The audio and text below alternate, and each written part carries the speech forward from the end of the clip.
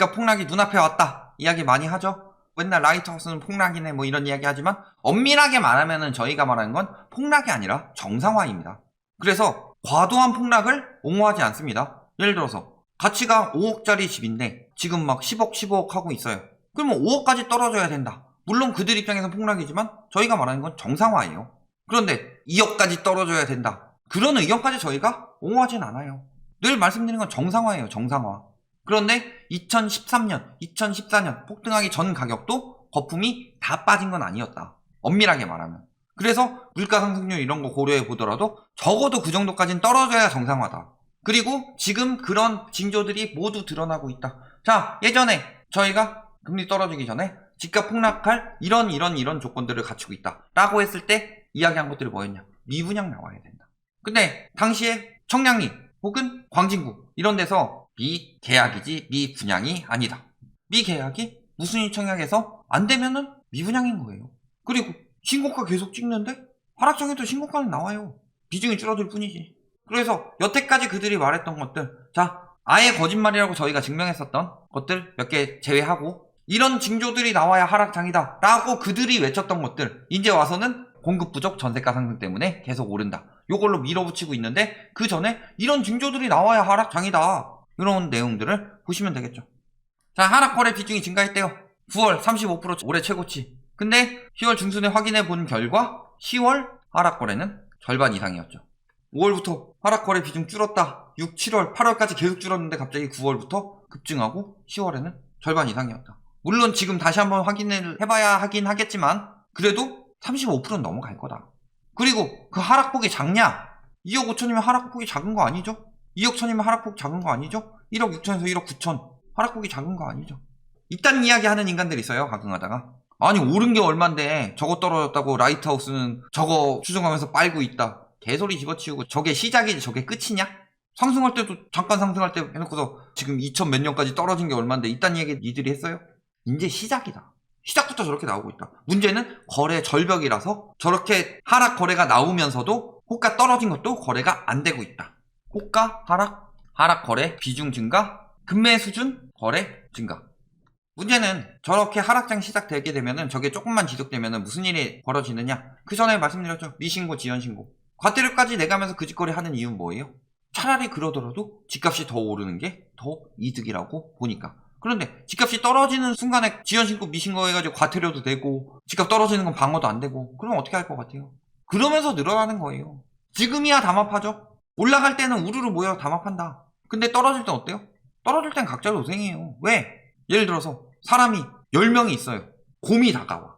10명이 있어서 곰이 무서워서 쫄아서 도망가면은 10명이 꽁꽁 뭉쳐 있겠죠. 그런데 곰이 도망가지 않고 이제 달려들기 시작한다 라고 하면은 어떻게 되는 거예요? 나는 꼴등보다 빠르면 된다고 생각해요.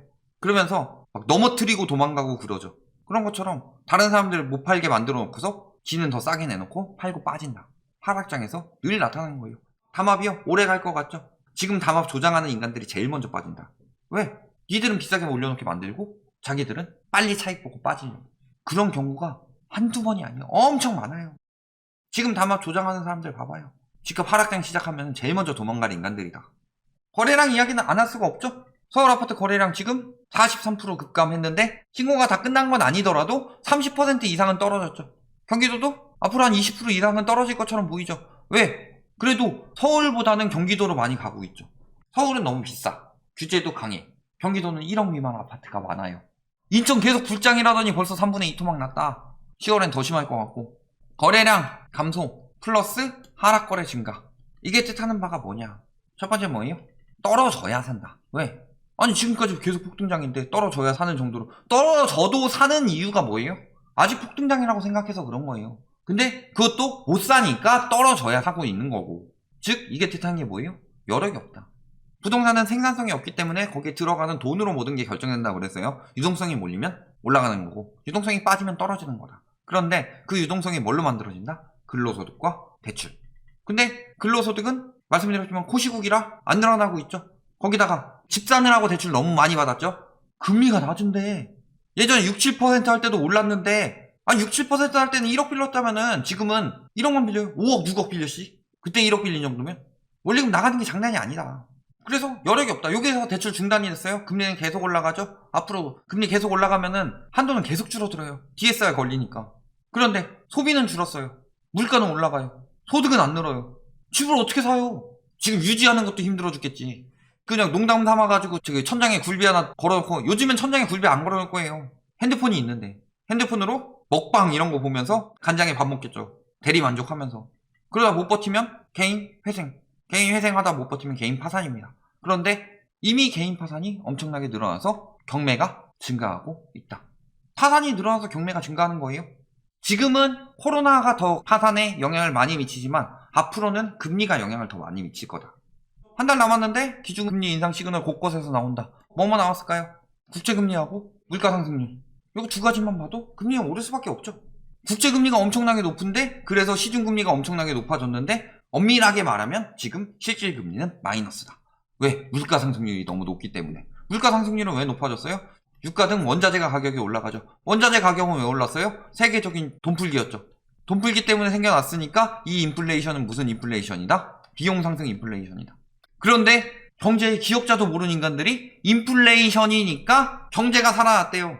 그래서 엄청나게 오를 거래요. 경제 살아났어요? 니들이 다니고 있는 회사 잘 되고 있어요? 물론 뭐 반도체나 이런 데는 좀 뭐 잘 된다고 하지만 전반적으로 코로나 이전보다 잘 되고 있어요? 주변에 장사하시는 분들 가가지고 물어봐요. 장사 잘 되나? 코로나 막 한창 할 때보다는 조금 나아졌지, 이 정도지. 거리두기 풀린다고 해도 코로나 이전만큼 살아날 것 같아요. 그러면서 어떻게 되고 있는 거예요? 하락거래 늘어나고 거래량 감소하고. 그런데 이걸 가지고 뭐라 그래요? 매물을 잠가서 그렇다. 하얀색이 매물이죠. 파란색이 배경이고. 그래서 매물이 감소하고 있는 거죠. 하얀색 공간이 줄어들고 있으니까. 매물이 감소하고 있습니다. 어디 가요? 매물이 늘어나는 이유 뭐예요? 매도자는 팔고 싶어서 안달이 났다. 지금 못 버티고 있고. 근데 매수자들이 안 산다. 양도세 때문에 뭐 매물 잠금이 일어나고 그런 것 같아요. 그런 거 믿을 거면 니들은 버티세요. 지금 양도세 너무 비싸잖아요. 양도세 한 푼도 안 내시면 됩니다. 왜? 양도소득세니까. 소득이 없으면 양도세 안 내셔도 돼요. 같은 가격에 팔든가 떨어져서 팔든가 그때까지 버티시면 됩니다. 양도세 내기 싫으시면. 매매, 전세가 상승세 주춤. 전세가 상승세 주춤하는 이유는 뭐예요? 아니 임대차 3법 곧 있으면 2년 차고 지금 계속 올라가야 되는데 왜 주춤해요? 집주인 들어간다고 해가지고 임대차 3법 피하는 방법들도 나오고 있는데 초창기에 어쩔 수 없이 계약갱신 청구해준 것도 아니고 왜 축소돼요? 금리 오르니까. 전세 가격은 언제 늘었다? 임대차법이 아니라 20년 5월부터 상승폭이 커졌다. 왜? 이때 기준금리를 0.5%까지 떨궜으니까. 근데 금리가 올라가면 어떻게 되는 거예요? 매물도 쌓이고 있죠. 아까 매매도 봤지만 매매보다 더 가혹하게 쌓이는 게 전세죠. 그런데 맨날 공급 부족 때문에 전세 가격 오른대요. 전세 공급을 나타내는 지표가 뭔데요? 나타내는 지표가 전세 물량이에요. 전세 물량이 쌓이면 공급이 과잉인 거고 전세 물량이 빠지면 공급이 부족인 겁니다. 왜? 전세는 실수요니까. 근데 전세 매물이 빠지고 있어요. 전세 매물은 계속 늘어나고 있습니다.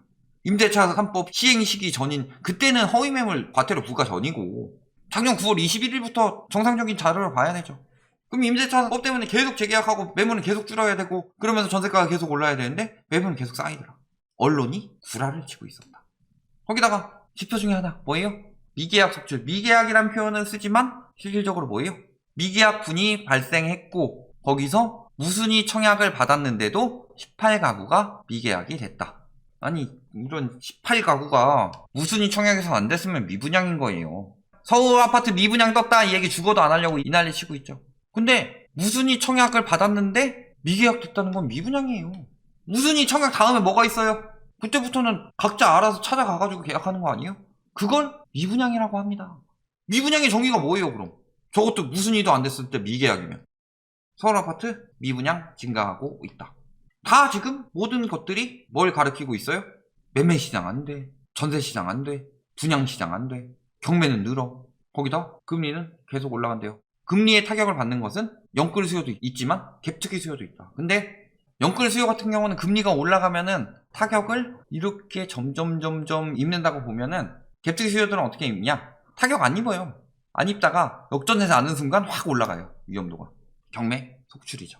그렇게 되는 거다. 왜? 자, 이자 오르는 거, 원리금 갚는 거 조금 늘어나죠? 많이 오르면 월 몇십만 원씩 올라가는데 영끌들은 그래요? 그런데 갭투기 수요들은 어떻게 하냐? 내가 한 24채 정도 갭투기 했어요. 그래서 2년 동안 월별로 하나씩 있어. 그런데 역전세 나가지고 월별로 1000만원씩 돌려줘야 돼요. 매월 1000만원씩 빠져나간다고 보시면 되는 거겠죠. 버틸 수 있겠어요? 그러니까 다주택 투기 수요들이 금리 인상됐을 때 전세가 빠지면 매우 위험하다. 그래서 집값 떨어질 때 전세가 안 떨어지게 하려고 MB정부에서 했던 게 뭐다? 전세자금 대출. 결론, 전세자금 대출 이제 근데 더 이상 늘릴 여력이 없습니다. 하락거래 증가, 거래량 감소, 매물 증가. 두 번째, 경매 증가. 전세가가 향방을 가른다고 하는데 전세가도 상승폭 감소, 그 다음에 매물 증가. 그리고 금리 인상.